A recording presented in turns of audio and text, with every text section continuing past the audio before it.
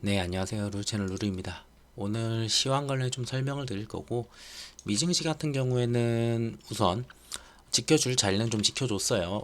아무리 좀 눌린다 하더라도 웬만해서는 16,500포인트를 지키지 않겠냐. PCE가 그렇게 나쁘지 않을 것 같다라고 말씀을 드렸는데 PCE가 막 좋은 건 아니었어요. 근데 그래도 나쁘진 않네. 그냥 예상했던 것만큼 나왔네. 이 정도 수준이 나오면서 한번 흔들어주는 모습은 있었는데 결국은 자리는 좀 지켜주는 모습이었고, 추가로 봐야 될 거는 여기 올라오는 20선 있죠. 지금 파란 색깔 20선 같은 경우를 이제 추가적으로 지켜주는지 아니면은 16,500에서 좀 지지부진하게 좀 움직여주는지 그 정도만 좀 확인하면 될 것 같아요. 반대로 이제 죄송합니다. 반대로 이제 다우 같은 경우에는 좀 괜찮게 움직였는데, 다우가 괜찮게 움직였던 거는 그 전에 워낙에 많이 내렸다 보니까 다우가 조금 저렇게 움직였던 거고, 나스닥 같은 경우는 크게 조정이 없었잖아요. 올라와서 그냥 버티는 모습들이 엔비디아 때문에 계속 좀 버티고 있었는데, 그 부분이 조금 엔비디아가 좀 눌림을 받으면서 소화하면서 그냥 버텨주는 장세다, 이렇게만 보시면 될 것 같아요. 반대로 국장 같은 경우에는 삼전이 조금 밀리기 시작하면서 반도체들이 전반적으로 좀 약세를 보였죠. 그러면서 지수도 좀 밀렸어요. 앞전에 말씀드렸던 게 지켜야 될 라인이 요거다. 여기가 저점, 여기가 저점. 그리고 이 구간은 좀 약간 이탈했지만 바로 되돌림 나왔으니까, 그래서 이 구간도 저점으로 봤을 때는 여기서 지켜줘야 된다. 그랬을 때는 최소한 2670포인트를 지키는 모습이 나와야 된다라고 지난주에 말씀을 드렸는데, 목요일 금요일 날 이탈이 나왔어요. 목요일 금요일날 이탈이 나오고 갭 뜨고 뭐 다시 또 눌리고 하면서 계속 이탈이 나오는 모습인데, 자, 우선은 제가 개인적으로 봤을 때는 저는 이미 여기를 갖다 이제 저항으로 잡혔다고 지금 보여져요. 지금 두 번이나 지금 돌파가 안 나오는 모습이 나왔기 때문에 이거는 지금 120선에 걸쳐 놓은 것 같지만, 사실상 여길 지지한다기보다는 전 개인적으로 여길 봐요. 2570포인트 있죠. 2570포인트까지 빠질 가능성이 있고, 이유는 앞전에 있었던 241선에서 지지를 받았기 때문에 여기까지 밀릴 가능성이 있기 때문에 이 라인에서 좀 지지받을 가능성이 있어요. 그리고 앞전에 갭 띄우면서 있었던 그런 구간들도 있고, 그리고 주봉상으로 봤을 때도 자, 요런 식으로 올라가다가 지지, 눌리고 지지, 또 올라가다가 지지, 여기서 또 올라갔어야 되는데 못 올라갔죠. 자, 그러면서 이 라인을 갖다가 지지 라인을 형성했다가 지지했었고 지지했었고, 자, 눌림되면서 갑자기 여기서부터 저항이 됐어요. 그러면서 저항을 갖다가 이겨내지 못하고 눌렸죠. 그랬을 때는 이 하단에서 이제 놀아야 된다는 건데, 자, 그랬을 때는 앞전에 있는 자리를 봤을 때 요 2600포인트보다는 오히려 주봉상의 60선 있죠. 주봉상의 60선을 보게 되면은 요 라인이 지금 2573이에요. 얘는 대충. 자, 얘랑 지금 맞물리죠. 그래가지고 2570을 지지할 가능성이 높다고 봅니다. 주봉이랑 일봉이랑 맞춰지는 자리이고, 직전에 저점일 때 지켜줬던 자리이고, 그래서 120선에서 지금 지지하는 척 하는 거는 오히려 외국인이나 기관들 물량을 갖다가 이 위에서 덜어내기 위해서 오히려 그냥 버텨주는 모습을 갖다가 그냥 좀 보여주고 있다. 저는 그렇게 보고 있어요. 그래서 뭐 일시적으로 올라갈 수는 있겠죠. 일시적으로 올라가더라도 여기서 이걸 돌파해서 안착을 시키지 않는 이상 방향성을 전환했다고 보기는 어려울 것 같아요. 그리고 하방으로 지금 내려오는 라인이 또 하나 있죠. 자, 요 라인을 갖다가 이제 보시게 되면은 웬만해서 요 라인을 갖다가 돌파를 못 할 거예요. 나가더라도 여기서 또 눌리고, 요런 식으로 눌리다가 결국은 요 라인까지 내려오는 형태가 좀 되지 않을까, 이렇게 보고 있습니다. 근데 뭐 강하게 내려갈 정도의 지금 지표들이나 뭐 지금 악재가 막 그렇게 쌓이진 않았어요. 그냥 반도체가 지금 약세이다 보니까 그런데, 삼전이 만약에 엔비디아 쪽에서 뭐 괜찮은 승인이나 이런 걸 좀 받게 된다면은 이 부분은 좀 해소가 되지 않을까. 반도체 전체에 좀 온기가 좀 돌 테니까요.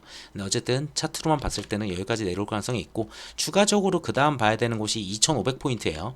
자, 여기 다음에 아까 전에 말씀드린 게 2570포인트였고, 그리고 2500포인트까지도 보고는 있어요. 자, 월봉을 보게 되면은 2500포인트는 예전부터 강한 저항을 갖다가 만들어냈었던 곳이고, 거길 돌파한 다음에 다시 눌리긴 했지만 지금 그 다음에 지지를 해주는 곳이 2500포인트였어요. 근 6개월 전에만 하더라도 2500이 굉장히 중요한 자리였었죠. 자, 그리고 2500포인트에 지금 월봉상 60선이 지금 걸쳐 있단 말이에요. 자, 그러면은 고점 돌파했으니까 눌림 준다고 했을 때는 크게 내려온다고, 진짜 크게 내려온다고 하더라도 2500은 지지하겠구나, 이렇게 좀 보고 있습니다. 두 가지로 보시면 되는데, 2570 요 라인을 지킬 거냐 아니면 2500까지 내려와서 요 라인을 지킬 거냐. 근데 2500까지 내려오면은 직전보다 저점이 내려오기 때문에 하향 가능성을 조금 더 많이 나타내 주기는 해요. 그래서 좀 좋지는 않지만 2570에서 돌리는 모습 정도면은 그래도 좀 양호하게 볼 수 있다, 이렇게 말씀드리고 싶어요. 그래서 시장이 얼마만큼 좀 더 눌릴지, 지금 미장이랑은 완전히 지금 반대로 가고 있죠. 딴판으로 가고 있는데 그 부분은 좀 아쉽긴 합니다. 근데 좀 지켜보면은 괜찮아질 거라 봐요. 자, 그리고 고객 예탁금 같은 경우도 뭐 최근에 목금 같은 경우에는 좀 빠져나가긴 했는데 그래도 55조예요. 그 전에도 어차피 55조였기 때문에 뭐 들어왔다 나왔다 들어왔다 나왔다 한 거여서 뭐 그냥 55조 정도 유지를 하고 있다. 다만 이제 지수가 좀 빠졌으니까 신용 잔고는 좀 올라왔겠죠. 자, 19조 1천에서 19조 6천까지 좀 늘어나는 모습은 있습니다. 아직은 그렇게 위험할 수준의 신용 잔고는 아닌데 얘가 2,500 여기 60까지 왔을 때 신용들이 하나둘씩 깨지는 모습은 나올 수가 있어요. 특정 종목들에서는, 신용 비율이 높은 애들에서는. 근데 추가적으로 여기까지 내려온다, 만약에 뭔가 이슈가 더 붙어가지고 안 좋은 내용들이 더 붙어서 여기까지 만약에 내려온다 그러면은 그때는 신용잔고가 막 21조 막 이렇게 될 수도 있거든요. 여기까지 내려오면은. 그랬을 때는 신용 때문에 신용 반대 매매 때문에 계속 무너지는 걸 옛날에 한 1년 전 1년 반 전에 한번 보셨을 거예요. 자, 그때처럼 외국인이 던지지 않아도 그냥 툭 치면은 신용잔고들이 우르르 툭 치면은 우르르 나오면서 그렇게 반대 매매가 연속적으로 나오는 구간이 나올 수도 있다. 근데 저는 개인적으로 거기까지는 생각을 안 하고요. 그냥 조정이 어느 정도 눌림을 어디서 돌아서느냐 그 정도로 보고 있습니다. 지금 그럴 정도로 최악은 아니거든요. 지금 뭐 지표들도 어쨌든 간에 좀 천천히 내려오고 있긴 하지만 어쨌든 내려오고 있고, 금리 인하도 뭐 지금 당장이 아니고 뭐 연기가 뭐 한 달 되고 두 달 되고 한다 하더라도 금리 인하도 어차피 해야 되는 부분이고, 그래서 전체적으로 봤을 때는 이게 뭐 옛날처럼 뭐 그렇게 크게 막 큰 폭으로 막 하락을 할 그 정도는 아니라고 봅니다. 자, 뉴스를 좀 보러 가면은, 자, 우선 PC가 나왔죠. PC에는 이제 인플레 확인을 갖다가 했는데 뭐 이제 혼조세를 좀 보였습니다. 다우 같은 경우는 아까 말씀드렸다시피 다우는 워낙에 좀 빠졌다 보니까 급등을 한 케이스가 좀 있었어요. 그러다 보니까 나스닥은 엔비디아가 좀 빠졌거든요. 그러다 보니까 엔비디아 발로 인해 가지고 AI 쪽 그리고 뭐 그런 쪽이 조금 약세를 보이면서 나스닥이 좀 강하게 움직이지 못했다, 이렇게 보면은 될 것 같습니다. 뭐 이제 올해 최대 폭 급등인데요. 이거 폭이에요, 폭. 최고치가 아니에요. 그러니까 1.5% 오른 게 올해 처음이라는 거죠. 그 이상 올랐던 적이 없었다는 거예요. 아까 전에 차트는 보셨으니까. 자, 그리고 미국 같은 경우에 4월 PC가 이제 2.7% 이제 상승을 했고요. 전망치랑 부합을 했기 때문에 크게 악재는 없었어요. 근데 그거보다 좀 더 낮았으면 좋았을 텐데 그 정도 수준이 아니었다, 이렇게 보시면 될 것 같고. 근데 대신에 이 내용으로 봤을 때는 9월에 금리 인하에 확신을 줄 만큼은 아니다. 그러니까 9월에 금리 인하를 100% 한다라고 보기엔 조금 아직 어렵다라는 수치 정도예요. 그리고 월별로 봤을 때도 0.2였나요? 0.3이었나? 전월 대비 이제 0.3% 이제 좀 상승하는 그런 모습이 좀 나왔죠. 자, 그러고 뭐 요 정도 나쁘지 않았어요, 전체적으로. 시장 전망치 0.2와 0.27에 대해서 소폭 웃돈 모습인데 뭐 그렇게 크게 문제되는 수준은 아니고, 그냥 그래도 내려가다가 주춤하긴 하지만 어쨌든 내려가는 방향은 맞네, 요 정도만 확인했다라고 보시면 될 것 같아요. 방금 말씀드린 대로 뭐 다우는 이제 워낙 빠졌으니까 올랐던 거고, 나스닥이 좀 힘을 못 받았던 거는 워낙에 빠지질 않았잖아요. 엔비디아가 계속 버텨주다 보니까. 자, 엔비디아가 그러면서 그 와중에서 또 조금 더 하락을 하면서, 그리고 필라델피아 반도체도 좀 빠지면서 이렇게 해서 나스닥은 조금 약세를 보였다, 이 정도로만 그냥 보시면 될 것 같아요. 그래도 장 막판에 좀 끌어올렸거든요. 좀 장 초반에 쫙 빠지다가 PC 나온 다음에, 그래서 뭐 양호하게 좀 마무리했다, 이렇게 보시면 될 것 같고. 자, 패드워치를 보면은 방금 전에 말씀드린 금리 인하가 이제 9월 얘기가 나왔잖아요. 9월 같은 경우를 보게 된다 하더라도 금리 인하 가능성은 47%입니다. 금리 동결 가능성이 45%예요. 그러면 11월은 어떠냐? 라고 했을 때는 금리 인하 가능성이 46%, 뭐 이제 두 번 인하한다가 이제 17% 정도가 나오고 있어요. 그러니까 뭐 9월이냐 시작이 11월이냐 요 정도 왔다 갔다 할 것 같아요. 전반적으로 지금 현재 상태에서는 그 정도로 봐주시면 될 것 같고. 자, 그리고 이스라엘 쪽 얘기로 넘어와서 보면은 바이든 같은 경우에는 이스라엘 제시를 했대요. 그러니까 바이든이 던져준 건지 뭐 어쨌든 간에 바이든이 발표는 했지만 이스라엘이 오케이 한 내용입니다. 자, 이스라엘이 3단계 휴전안을 갖다가 제시를 했습니다. 이제는 전쟁을 좀 끝내자 라고 하면서 3단계 휴전안이 무엇인가 좀 내용을 보게 되면은, 지금까지는 뭐 이제 단순히 임시 정전이 아니고 완전히 종전을 추구해 왔었어요. 하마스가. 이거는 하마스가 원했던 거예요. 완전히 종전을 하자, 전쟁 완전 끝내주자 했는데 그건 안 되고, 이스라엘은 그러다 보니까 지금까지 결렬이 계속 나왔던 거다. 라고 얘기하고 있고, 지금 3단계 같은 경우에 1단계에서는 우선 6주간 완전히 정전을 갖다가 하고, 이스라엘군과 이제 뭐 잠시만요, 목이 좀 그래가지고. 자, 그래서 1단계에서는 6주간 이제 정전을 하고, 뭐 이제 철수, 뭐 인구 밀집 지역에서는 뭐 이제 철수, 여성, 노인, 뭐 부상자 이런 인원들에 대해서 이제 석방을 갖다가 좀 포함한다, 이런 내용들이 붙습니다. 그리고서 이 6주가 지난 다음에 이 6주 동안에 6주 이후에 2단계로 넘어가기 위한 협정을 갖다 할 거예요. 6주 안에. 근데 뭐 6주 안에 협정이 안 되면은 조금 더 연기를 하면서 우선 임시적으로 계속 휴전을 이어가겠다, 이런 내용입니다. 그리고 그 안에 이제 뭐 구호 트럭도 집어넣어 줄 거고, 이런 식으로 적대적 행위를 영구히 종료하는. 근데 뭐 이제 협상이 방금 말씀드린 대로 6주가 결렬될 경우에는 정전 상태는 이어진다라고 하면서, 이 부분을 누가 보장할 거냐 했을 때는 미국, 이집트, 카타르가 이 협상에 대해서 보장을 할 거니까 걱정하지 마라, 약간 요런 식이에요. 자, 그리고 2단계에 만약에 도달을 한다면은 모든 생존 인질을 갖다 교환을 하고, 이스라엘군은 가자에서 완전히 철수를 하는 겁니다. 자, 그리고 뭐 3단계는 완전히 종전하는 거겠죠. 그렇게 이제 3단계로 순서대로 좀 밟고 가겠다라는 부분들이 좀 나왔습니다. 이 부분에 대해서 이제 하마스 같은 경우에는 오히려 환영을 했어요. 제가 봤을 때는 오히려 이거는 괜찮은 것 같아요. 자, 이스라엘이 먼저 던진 휴전안이에요. 지금까지는 그 전에 카타르가 던져준 휴전안, 뭐 아니면 이집트가 던져준 휴전안, 아니면 하마스가 던져주는 휴전안이었었는데, 이번에는 이스라엘이 먼저 던져주는 휴전안이기 때문에 이스라엘이 거부할 가능성은 없다고 거의 보여지죠. 근데 하마스가 이거 괜찮다, 환영한다 라고 했으니까, 제가 봤을 때는 이스라엘 제시한 3단계 휴전안을 깜짝 공개를 했는데, 하마스도 환영 의사를 밝혔기 때문에 어쩌면은 이제는 진짜로 휴전으로 좀 들어가지 않을까, 이런 생각이 좀 들어 보입니다. 그래서 조금 더 지켜보면 될 것 같아요. 이쪽은 좀 조용해지지 않을까. 최근에 우크라가 좀 시끄러울 뿐이지.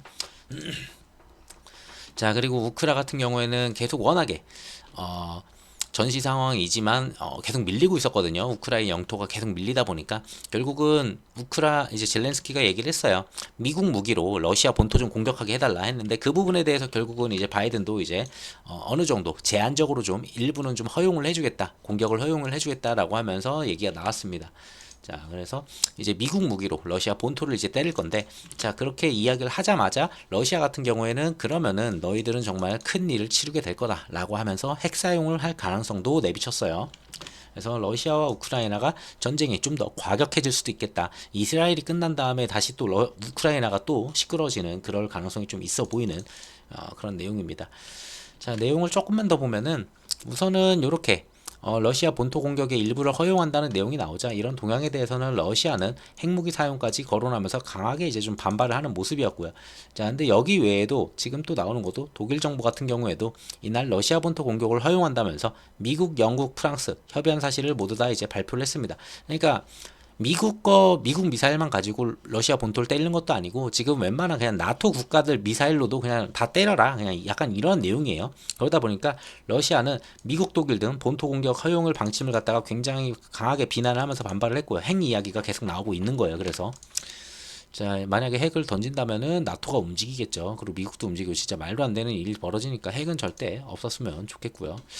자, 그리고 마크롱 같은 경우에도 러시아 눈치를 보고 있었는데 우크라 파병을 갖다가 실행할 가능성이 조금 더 높아졌어요. 아직은 100% 하겠다라는 거 아닌데, 우선은 조만간 발표를 할 것 같습니다. 내달 초에 이제 발표를 한댔으니까, 지금이 내달 초죠. 6월 이제 초니까, 6월 들어왔으니까 젤렌스키 이제 프랑스 방문 때 이제 발표할 가능성이 좀 있어 보여요. 그래가지고 지금까지는 우크라이나 군사들을, 병력들을 갖다가 훈련시키기 위해서 직접 가서 하는 거는 파병이다 보니까, 우크라이나 병사들이 오히려 독일이나 프랑스 이런 데로 해외로 와가지고, 옆에 국가로 와가지고 훈련을 받고 다시 우크라로 돌아가는 약간 이러한 형태였어요. 그래서 비효율적이었다. 그래서 여기서 전시 상황이 있는데 얘네들을 빼와가지고 이걸 하다 보니까 우크라이나가 지금도 밀렸던 거 아니냐, 약간 이런 얘기가 있다 보니까 우리가 그럼 파병을 하겠다. 근데 러시아가 굉장히 반발했었거든요. 이건 나토가 니네가 파병을 하는 거 아니냐라고 하면서, 근데 이제 결국은 대놓고 하겠다라는 거고, 나토 미사일도 결국은 대놓고 러시아로 발사를 하겠다는 거니까, 어떻게 보면 이거는 러시아하고 나토하고 그냥 대리전을 갖다가 제대로 하는 거죠. 어차피 지금도 미국과의 대리전이긴 한데, 여기에 이제 나토까지 조금 미국이 좀 허용을 하기 시작하니까 같이 껴서 좀 허용하기 시작하는 그런 모습이에요. 확정 가능성이 조금 높아 보이다 보니까 좀 좋아 보이진 않아요, 개인적으로는. 자, 그리고 러시아는 나토의 나토 우크라 파병설에 대해서 이미 알고 있다. 입장을 밝혀야 된다. 뭐 이제 프랑스가 간다고 하지만 이미 사실상 너네들 계속 조금씩 계속 보내지 않았냐라고 하면서 이런 내용들이 있습니다. 그러니까 나토가 계속 개입을 하고 지금 나토 빼고 우크라랑 지금 러시아가 싸우는 건데 나토가 뒤에서 그냥 조금 지원해 주는 거는 인정을 하겠지만 니네가 직접 나서 가지고 우리를 공격하는 거는 나토 대 러시아의 전쟁이지. 약간 이런 얘기예요. 그러면은 너희한테도 내가 미사일을 날릴 수도 있어. 이렇게 얘기하고 싶은 거예요. 지금 러시아는.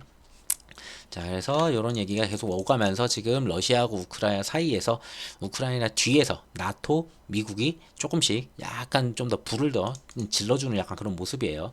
뭐 우크라가 밀리고 있어서 그럴 수는 있었겠지만 어쨌든 간에 확전되는 건 좀 좋지 않아서 좀 더 이 상황은 더 지켜봐야 될 것 같습니다. 저쪽에서 확전되면은 뭐 금리 인하고 뭐고 다시 다 필요가 없어요. 나토까지 들어가서 확전이 된다는 거는 이거는 거의 뭐 3차 대전으로 좀 있으면 가겠네라고 이렇게 생각할 수도 있을 정도로 갑자기 규모가 커지는 거여서 전쟁 자체가 뭐 그럴 가능성 크진 않지만 당장은.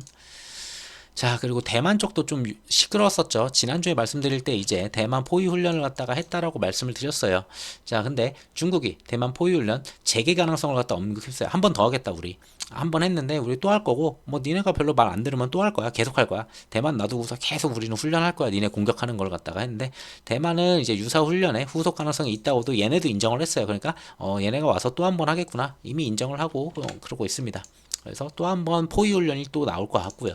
자, 이러한 배경에서는 결국은 지지난주죠. 라이칭더가 이제 취임할 때였어요. 취임하는 날 라이칭더가 친미잖아요. 얘가 친미다 보니까 얘가 만약에 친중이었으면 이런 일 안 벌어졌죠. 친미다 보니까 중국이 대만한테 이제 뭐 미사일을 주거나 뭐 항공기 아니라 전투기를 주거나 이러한 곳들, 그러한 무기를 갖다 주는 곳들을 갖다가 너희들 중국에서도 아무것도 못 팔아 하면서 라이칭더가 취임하는 날 바로 미국을 보잉을 갖다가 제재를 했었고요. 보잉 외에도 총 12개의 군사 기업을 갖다가 제재를 했었어요. 이게 결국은 라이칭더가 되면서 너희가 만약에 대만한테 무기를 계속 주면은 중국에도 아무것도 못 팔 거야. 우리한테 뭘 팔고 싶으면은 대만한테 무기 주지 마. 약간 요런 내용이죠. 단순하게 말하면은. 자, 그래가지고 요런 식으로 좀 대만의 이제 무기 판매 이런 걸 갖다가 얘기를 했었고, 이게 지난주에도 얘기를 드렸어야 되는데 지난주에 얘기를 안 드렸었던 내용이에요. 자, 여기까지였었는데 이번 주에 또 하나 나왔어요. 중국이 또 대만산 134종에 대해서 관세 감면을 갖다가 전부 다 중단하기로 했습니다. 그러니까 관세 확 올린다는 거죠. 그러면 대만산이 안 팔리겠죠, 중국에서. 그러면은 비싸게 들어온 대만산을 누가 쓰겠어요? 그냥 중국산 쓰지. 그러니까 대만산 이걸 갖다가 수출 불가능하다는 거예요, 중국에 사실상. 자, 그래서 지금까지는 이제 옆에서 군사 활동도 하고 뭐 또 했는데 결국은 거기에서도 안 무너지니까 경제 압박까지 이제 시작하게 됐습니다. 그래서 관세를 갖다가 압박하는데 대만 같은 경우는 중국이랑 그래도 교류가 꽤 있다 보니까 여기서 이렇게 관세 때리면은 대만 경제가 그렇게 막 썩 좋지는 않을 거거든요. 그래서 좀 더 지켜봐야 될 것 같아요. 대만이 어떻게 나오는지까지는 봐야 되는데 대만도 뭐 이제 단체 관광 이런 거는 막기는 했어요. 6월부터 뭐 단체 관광 뭐 막겠다 이런 내용도 제가 봤는데 그건 굳이 안 가져왔는데 뭐 그렇게 큰 내용은 아니어서 양국 간에 이제 이것저것 막 제재를 하기 시작하는 그런 모습들이 나타나고 있어요. 아무래도 결국은 이거예요. 라이칭더가 이제 자리를 잡았으니까 얘의 힘을 빼주려는 거예요. 국회에서도 대만 국회에서도 엄청나게 싸웠던 적이 있잖아요. 그게 결국은 국회의 힘을 갖다가 올리려는 거였어요. 국회에서 뭐 이건 번외긴 한데 국회에서 엄청 막 싸우면서 난리쳤던 게 국회의 힘을 올리고 그러면은 라이칭더의 총통이라고 하나요? 여기 갑자기 이름 생각나. 대통령이 아니라 총통인가? 총리인가? 하여튼 간에 이쪽을 갖다 힘을 내리는 거죠. 그러면서 국회의 힘을 늘려놓으면은 여기는 이제 친중이 더 세니까 친중 힘을 가지고 총통을 갖다가 찍어 누르겠다. 약간 요건데 여기에 이게 막 불발되고 이러다 보니까 총통 힘이 아직 유지가 되니까 중국이 결국은 경제적으로 때리고 군사적으로 막 때리고 하면서 계속 때리는 거예요. 어떻게든. 자, 그래서 내부적으로 얘가 잘 버티는지 그걸 보셔야 될 것 같아요. 대만 같은 경우는. 자, 그리고 중국 같은 경우는 어떻게든 살아남기 위해서 사실상 과잉 생산을 하고 있죠. 근데 과잉 생산에 대해서는 할 얘기가 참 많아요. 이 과잉 생산을 하면서 중국이 얻는 게 뭘까라고 하면은 중국이 그냥 야, 너희들 그냥 보조금 줄게. 뭐 1인당 뭐 1,000만 원씩 줄게. 돈 써. 했을 때는 솔직히 안 써요, 사람들이. 근데 일을 하고 산업이 좀 돌아가고 요렇게 만들고 싶거든요. 그리고 일자리도 좀 더 만들어줘야 되고. 근데 정부가 이렇게 과잉 생산하면서 최소한 마진을 갖다 챙겨준다고 하면은 기업들은 과잉 생산을 하겠죠. 그러면 사람들도 더 뽑겠죠. 그리고 경제도 좀 돌겠죠. 어쨌든 간 선순환이 되니까 기업들이 막 돌아가기 시작하니까. 자, 그렇게 해서 내부적으로 어떻게든 돌리려고 한다고 좀 보여져요. 그래가지고 과잉 생산해서 이익이 거의 남지 않더라도 이익 부족한 거는 막 손해 보는 그런 부분들은 정부에서 지원해주고 그냥 과잉으로 그냥 때려 박는 거예요. 자, 그렇게 때려 박았을 때는 타국가에 있는 뭐 예를 들어 한국이라고 그냥 칠게요. 뭐 한국도 있고 뭐 많은 나라들이 있죠. 유럽도 있고 미국도 있고 굉장히 많은데 뭐 중소기업들 같은 경우에는 바로 무너질 거예요. 과잉 생산으로 굉장히 싸게 계속 몇 년 동안 이렇게 공격이 들어오면은 사실상 저가에서 저가 물량을 공세를 갖다 이겨낼 수가 없기 때문에 처음에는 중소기업부터 무너지게 될 거고, 그러면은 얘네들이 나중에 돼서 이제 가격을 올렸을 때는 락인 효과가 발생이 되죠. 그래서 중국은 과잉 생산으로 어쨌든 간에 태뮤나 이런 쪽에다가 락인 효과를 만든 다음에 가격을 천천히 인상을 시켰을 때 어쨌든 간에 대응할 수가 없게 되는 거죠. 그래서 얘네들은 경제적으로 지금 보복한다고 좀 보여지고 전체적으로, 그리고 자기들이 살아남기 위해서 최소한의 진짜 방법을 다 갖다가 쓴다고 좀 보여져요. 그러다 보니까 미국의 옐런 같은 경우도 중국의 과잉 생산 같은 경우에는 이제 세계에서 공동 대응을 해야 된다. 이렇게 되면은 싸서 좋은 것도 있어요. 싸서 좋으면은 당연히 야, 뭐 물가 안 오르면은 더 좋은 거 아니야라고 할 수도 있는데, 이것 때문에 산업이 그냥 박살이 날 수가 있어요. 그 나라의 한 산업들이 다 전부 다 박살이 날 수 있기 때문에, 자, 그걸 박살낸 뒤에는 얘네들이 가격 올리면 어쩔 거야, 이렇게 생각을 해봐야 되겠죠. 자, 어쨌든 EU 같은 경우에도 우려에는 공감을 했지만 지난주에는 관세에서는 선긋기를 했어요. 자, 근데 중국 같은 경우에 미국이 이제 자동차에 대해서 관세를 때렸죠. 자동차에 대해서 관세를 때리니까 중국도 반대로 수입차 관세에 대해서 인상을 갖다가 하려고 합니다. 야, 우리가 파는 자동차에 대해서 너네가 인상을 해? 그럼 니네가 우리한테 파는 것도 우리도 올릴 거야 하면서 미국과 유럽에 전부 다 제재에 대해서 지금 맞불을 갖다가 붙이기 시작을 했고요. 자, 유럽 같은 경우에 방금 말씀드린 EU는 관세 안 하지 않냐고 했냐? 그게 2주 전 뉴스다 보니까 그런데, EU 같은 경우에도 중국 전기차 관세를 갖다가 조만간 내달 발표를 할 거다. 10일 이후로 연기를 했습니다. 우선은 약간 중국의 눈치 보기가 조금 있는 것 같아요. 10%에서 25%까지 인상을 할 거라는 전망이 있어요. 중국은 EU하고 협상할 준비가 되어 있다라고는 하지만 이 결과가 나오는 거는 좀 더 지켜봐야 되겠죠. 정책 발표일은 선거 다음 날인 6월 10일이라고 전해졌지만 뭐 날짜는 확정되지 않았지만 10일 이후에 정도 나오지 않을까 그렇게 보고 있습니다. 뭐 협상이 있겠지만 협상이 어떻게 될지 몰라요. 그래서 협상을 조금 더 잘 했으면 좋겠는데, 자, EU 같은 경우는 그리고 또 지금 중국산 자동차뿐만이 아니라 중국산 테무 초대형 플랫폼으로 좀 지정하면서 알리 테무 갑자기 쉬인 같은 경우에도 이제 규제를 갖다가 좀 더 조인다라는 부분들이 있습니다. 그거 외에도 초대형 플랫폼을 24개로 늘려가면서, 그러니까 이쪽에서 워낙에 저가 공세가 오니까 각 나라에서 중소기업이나 이런 데들이 지금 다 박살이 나고 있어요. 전혀 가격적인 메리트를 가져갈 수가 없어요. 뭐 거의 반값에 막 들어오고 이러니까, 뭐 반값에 들어와도 직구인데도 불구하고 일주일도 안 돼서 배송이 되니 뭐 개개인한테는 좋겠죠. 개개인한테는 좋은데 그 산업은 전부 다 망해 갈 거고, 그 망해 간 다음에 거기서 완전히 폐업이 되면은 그때 얘네들이 갑자기 가격을 올린다라고 했을 때는 대응할 수 있는 게 아예 없습니다. 자, 그렇게 생각하면은 또 이것도 굉장히 위험하구나 이렇게는 볼 수는 있어요.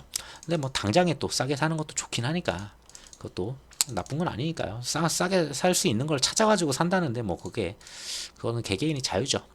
자, 그리고 어쨌든 간에 EU에서 이런 식으로 좀 대응을 하다 보니까 중국도 무역 제재에 대해서 이제 반격을 결국은 준비합니다.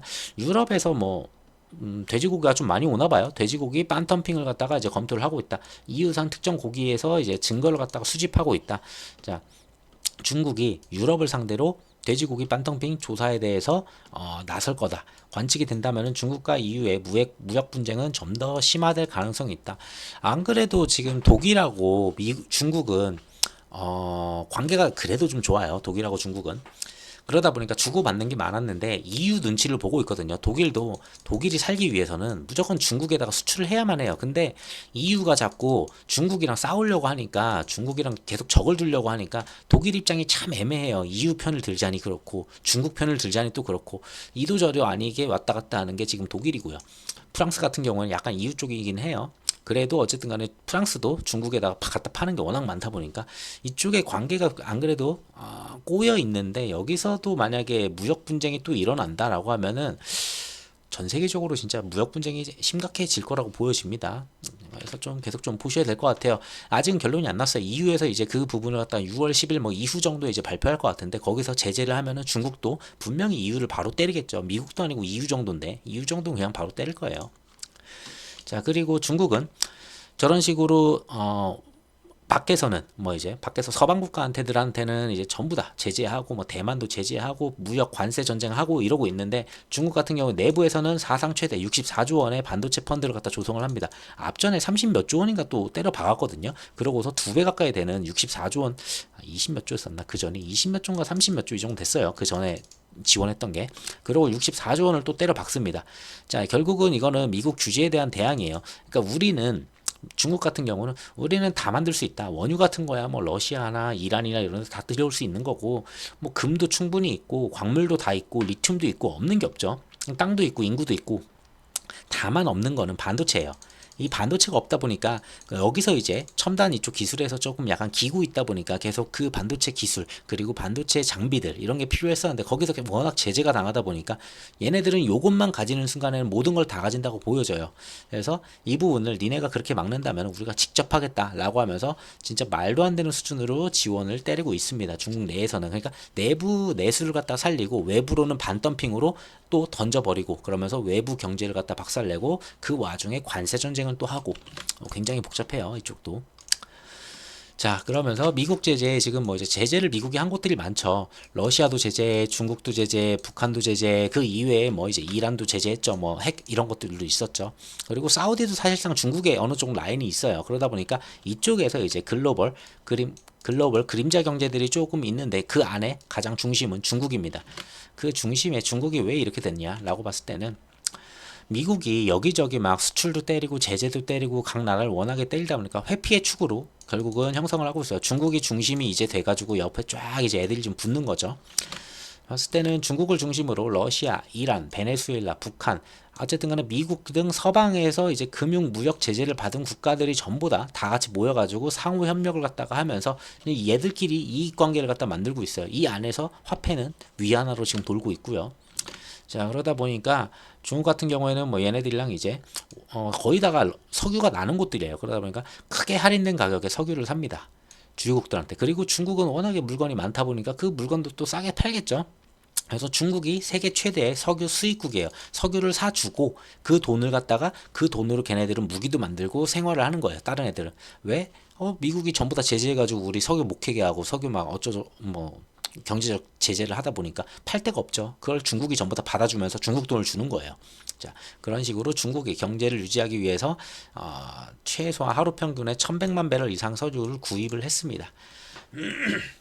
그리고 이렇게 싸게 이제 원유를 구입하는 것도 중국 경제를 지탱하는 데도 도움이 됐고 중국한테도 도움이 되고 그리고 걔네들은 이제 그 돈을 받아가지고 원유를 판 돈으로 이제 금이나 무기나 뭐 드론이나 서방에서 금지된 물건들을 또 중국한테 또 들여와요. 중국은 또 드론도 만들 줄 알고 무기도 만들 줄 알고 금도 많잖아요. 그러다 보니까 이걸 또 다시 중국한테 사는 거예요. 지들끼리의 경제를 갖다가 만들고 있고 그러다 보니까 아무리 지금 미국이 제재를 해도 제재가 솔직히 먹히지가 않고 있어요. 그렇게 크게.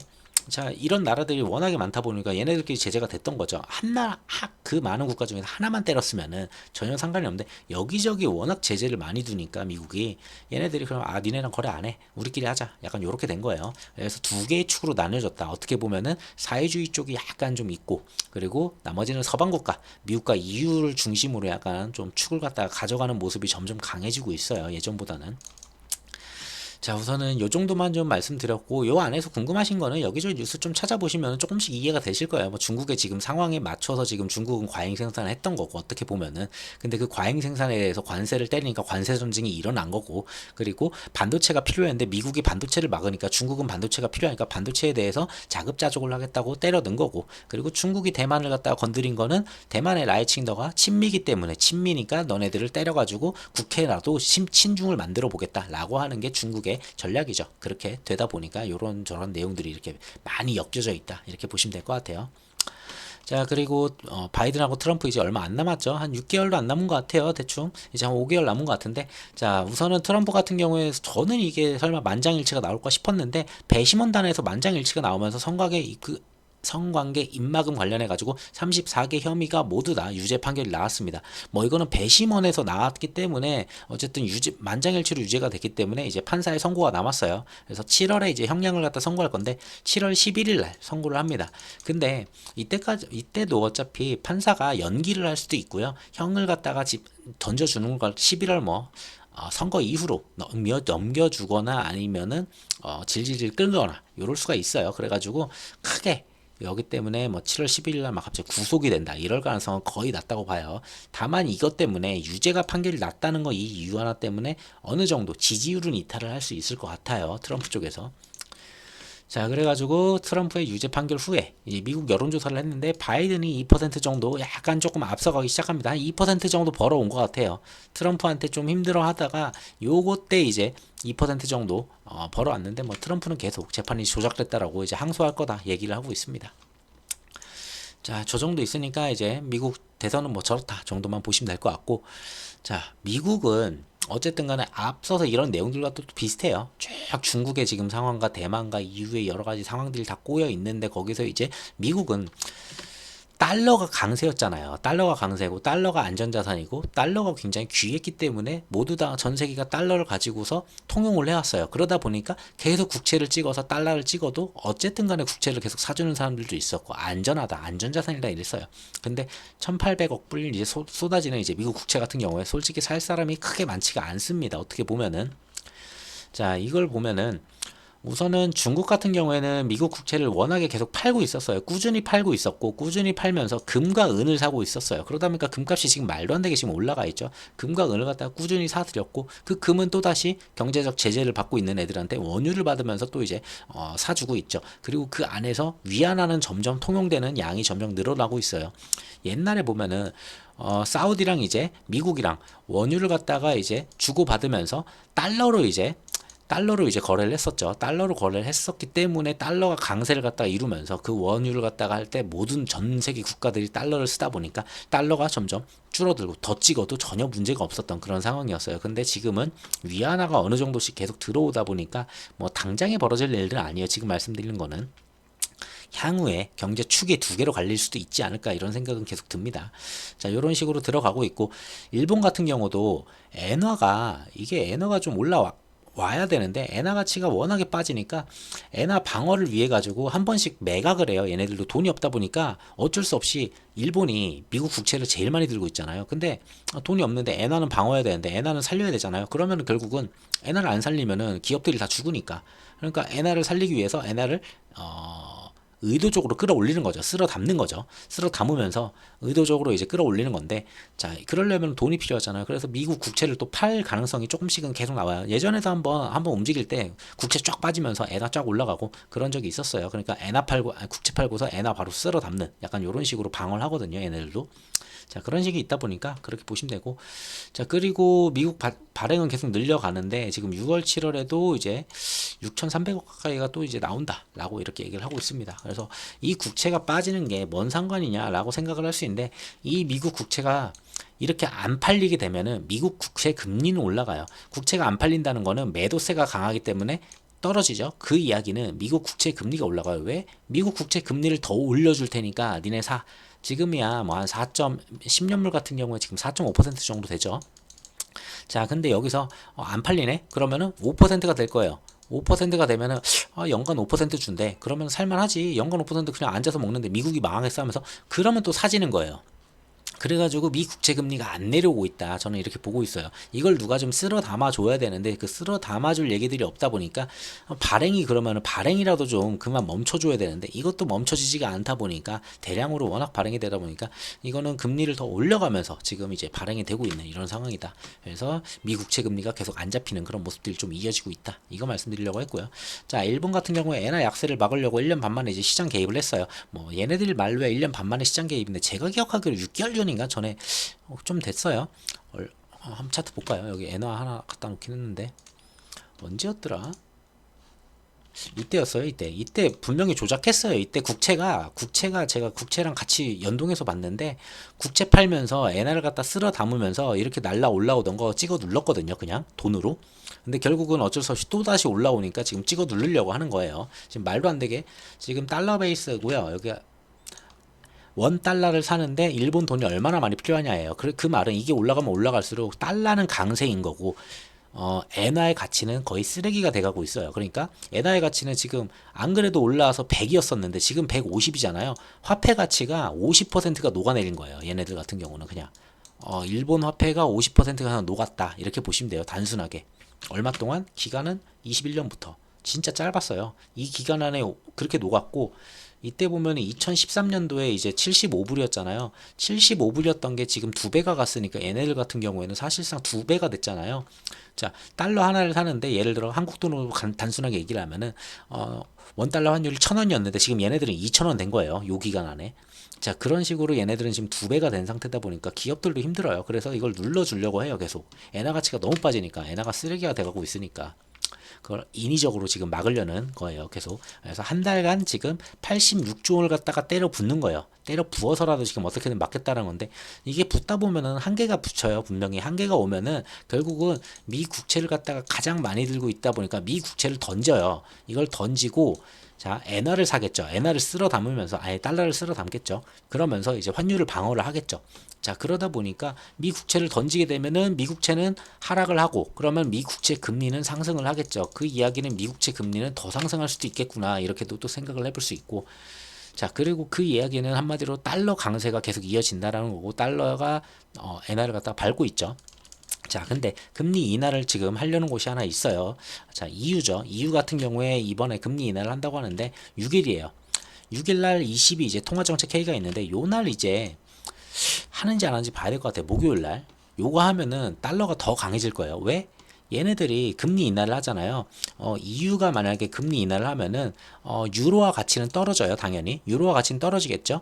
자, 그러면은 달러의 가치는 올라가요. 달러의 가치가 올라가요. 그러면은 달러를 갖다가 기준하고 있는 달러 인덱스라는 거는 더 올라가요. 안 그래도 엔화가 약세가 되면서 달러 인덱스가 지금 내려오지도 않고 있는 마당에 EU 니네들마저 지금 금리 인하를 때리면은 달러의 가치는 더 세지니까 달러 인덱스는 더 올라가겠죠. 한국은 달러를 갖다가 기준으로 할 때 달러 인덱스를 갖다 기준으로 해요. 당연하죠. 근데 거기에 포함되진 않아요. 원달러 환율이 거기에 포함되진 않는데 달러 인덱스를 따라서 움직이는 거죠. 한마디로. 그렇게 보시면 돼요. 그러다 보니까 달러 인덱스가 올라가면은 당연히 우리나라 환율로 더 올라갈 수도 있다. 지금 한국의 환율 같은 경우는 봤을 때는 엔화는 이렇고, 한국의 환율 같은 경우에는 지금도 많이 올라왔어요. 자, 지금 다시 좀 내려가는 듯 했었거든요. 이런 식으로 내려가면서 좀 하락 추이를 갖다가 좀 보여줬어요. 이쪽 방향으로. 뭐 이런 식으로 내려가죠. 계속 내려갔었어야 돼, 이렇게. 근데 여기서 마지막 3일 동안에 외국인들이 매도량이 많기도 하긴 했어요. 외국인 매도량들이 솔직히 많았어요. 아까 전에 그 수급을 제가 안 했었군요. 그걸 안 했었네요. 생각해보니까. 자, 외국인들 같은 경우에는, 자, 코스피 같은 경우만 보더라도 3일 동안 많이 나갔다고 했잖아요. 외화가. 자, 1조 3천억, 그리고 1조, 그리고 7천억. 코스피에서만 이만큼을 던졌어요. 이렇게 던져대고서 전부 다 달러로 다 가져간 거예요. 그러다 보니까 당연히 원달러 환율이 올라갈 수밖에 없죠. 외국인들이 여기서 더 던진다? 환율은 더 올라갈 수 있어요. 그러면은 증시에는 더 악영향을 치겠죠. 그래서 우리는 환율을 계속 꾸준히 봐야 된다는 걸 계속 말씀드렸고, 미증시랑 똑같이 갈 수는 없어요. 어느 정도는 커플링은 나오겠지만 완전히 디커플링은 아니지만, 그래도 환율이랑 이런 애들이 갑자기 꼬여버리면은 국장은 좀 따로 갈 수도 있어요. 자, 선물 같은 경우만 보더라도 금요일 날은 5천억 들어오긴 했어요. 외국인 같은 경우에. 근데 이 5천억이랑 이 5천억 날린다 하더라도, 자, 수요일 같은 경우에 선물만 1조 5천억을 던지고 코스피에서 1조를 던졌어요. 총 2조 5천억을 던졌죠. 그리고 이때 이 3일 동안 던진 것만 하더라도, 현물만 보더라도 대략적으로 2조에다가 3조를 던졌죠. 이렇게 정신 나간 듯이 던지다 보니까 어쩔 수가 없었다. 저는 이렇게 보고 있어요. 환율 같은 경우에는. 그래서 쟤네들이 좀 돌아오는지 그것도 좀 중요하겠죠. 자, 그리고 그래서 우리 환율이 좀 요러한 상태이다 그랬을 때는, 지금은 사실상 이 하향 추세를 갖다가 좀 이어가던 곳을 돌파를 했기 때문에 좀 안 좋아요. 지금은 요 라인을 갖다가 지켜줘야 돼요. 거의 1390에서 뭐 1400 요 라인 안에서 이제 눌러주는 역할, 여기서 다시 한번 내려오면서 좀 눌러줘야 되는데, 그게 지금 가능할지 좀 더 지켜봐야 될 것 같아요. 엔화 같은 경우에도 지금 워낙에 힘들죠. 엔화도 지금 박살이 나고 있으니까 나라에서 지금 어떻게든 이걸 갖다가 틀어 막겠다라고 지금 돈을 갖다 때려 부어서라도 환율 막겠다고 하는 거고, 한국도 결국은 1390, 1400 가면은 우선은 구두로 이제 좀 개입을 할 거예요. 구두 개입하면서 한 10원, 20원 떨구고, 또 다시 올라오면 또 구두 개입하고, 그러다 도저히 안 되면은 돈 갖다 때려 박으면서 이제 막기 시작할 거예요. 자, 그건 어쩔 수가 없는 거고요. 자, 그렇게 갈 거고, 자, 그리고 미국 10년물 국채금리 같은 경우를 보더라도 얘네 같은 경우는 그래도 PC가 나오면서 그래도 어느 정도 좀 상승을 좀 하던 거에서 좀 눌러놨긴 했어요. 근데 이렇게 눌러놨는데 생각보다 PC가 막 엄청 좋았던 건 아니다 보니까 그렇게 강하게 눌리지는 않았어요. 그리고 이 상승 추세선은 여전히 유지되고 있다. 이렇게 보이시죠? 자, 요렇게 유지되고 있다. 요 라인 안에서 지금 올라가고 있어요. 그래서 지지를 받고 여기를 갖다 깨고 내려와야 된다고 계속 말씀을 드렸는데 그 부분이 없이 또 다시 올라가서 또 요런 식으로 또 올라갈 수도 있겠죠. 왜? 미국 국채가 잘 안 팔린다고 했을 때는 이게 올라간다고 했잖아요. 거기다가 금리 이거 또 달러가 좀 강세를 잡고 요랬을 때 또 안 좋고 전반적으로 지금 좀 봐야 될 게 되게 많아요. 다 꼬여 있기는 해요. 전체적으로 앞전 걸 쫙 다 말씀을 드려도 이해가 안 가시는 분들도 있을 텐데 전체가 다 엮여 있어요. 어떻게 보면은 싸그리다. 거기다가 위안화도 환율에 지금 달러 인덱스엔 포함이 안 되지만 위안화의 힘이 또 한국에도 뻗치고 있고 중국이랑 미국의 환율도 지금 계속 지켜봐야 되고 많이 여기저기 꼬여 있습니다. 많이 복잡해요. 그러다 보니까 우리가 많이 여기저기서 터지고 있죠. 자, 그래서 원달러 환율 같은 경우에는 한 달 새 다시 또 1380원이 됐다. 뭐 좋은 얘기는 아니죠. 자, 그렇게 보시면 되고, 그래서 국장 같은 경우에는 저는 여기다가 이 3일 동안 이렇게 던졌는데 뭐 기술적 반등이 있을 수는 있어요. 뭐 PC 그래도 최악은 아니었대 할 수는 있는데 저는 개인적으로 봤을 때 그냥 잡아두고서 이 안에서 외국인들이 다 던지고 있는 거예요. 그리고 이게 떨어져서 막 이런 데 오잖아요. 그럼 외국인 다시 들어올 수는 있겠죠. 그래서 그렇게 해서 들어오면은 걔네들 같은 경우는 환차익도 보면서 들어올 수가 있기 때문에 정말 수익을 잘 낼 수 있어요. 그리고 또 다시 들어올려서 또 여기서 던져버리면 되니까 외국인 같은 경우야. 자, 그런 식이다. 그래가지고 우선은 여기를 돌파를 할지 알았었지만 이거는 돌파는 거의 불가능해졌고 왜? 그나마 이 라인을 살렸어야 돼요. 이 아래에서 나오는 이 라인을 살려가면은 그래도 여기서 지지부진하다가 이러고 좀 들어 올릴 수 있었는데 자, 이러한 모습을 그렸다는 거는 하향 추세다. 이제는 하향 추세 맞다 이렇게 보셔야 될 것 같고요. 다만 완전히 무슨 막 하향을 해가지고 옛날처럼 이렇게 빠질 그럴 일은 아니고 여기서 지지를 하냐 여기서 지지를 하냐 그 정도 차이다. 그러면서 환율을 조금 보면서 좀 세계 증시들 이런 거 같이 보시면 될 것 같아요. 세계 돌아가는 것들. 그래도 다행인 거는 이스라엘이 전쟁이 좀 끝나지 않을까. 우크라가 조금 과해지긴 했는데 좀 강하게 좀 나오긴 하는데 그런 부분에 좀 진정만 된다면은 그래도 좀 다행일 것 같아요. 오늘 영상 여기서 마치도록 할게요. 영상 들어줘서 감사합니다.